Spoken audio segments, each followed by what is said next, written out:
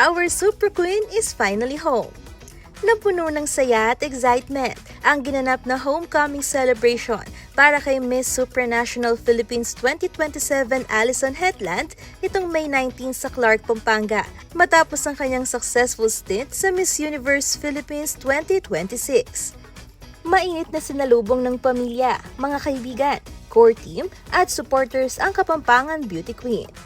Taos-puso namang nagpasalamat si Alison sa lahat ng sumuporta at naniwala sa kanya mula sa simula ng kanyang MUPH journey. But thank you so much, Ma, for letting me still do what I love. I think I found my passion in pageantry, which is something I never thought I would do. But now we're here and we'll get to represent the Philippines soon in the supranational stage. And to the whole team of Pampanga, this crown is not just mine, but it's ours. I appreciate each and every one of you. Thank you so much po. Mabuhay po tayong lahat.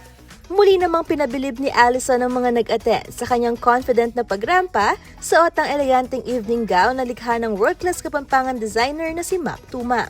Kwento pa ni Alison, nagsisimula na rin ng kanyang team sa mas matinding paghahanda para sa pagsabak niya sa international stage. It's still going to be a holistic approach, pastorela, Q&A, styling, makeup. But aside from that, obviously, I'm also going to be working with the Miss Philippines team and the Empire Management. So, I think magiging mas extensive pa yung training natin.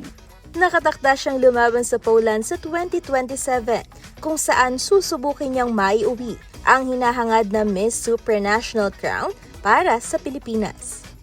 Kasama si Vinda La Peña, Angelica Cara, CLTV 36 News.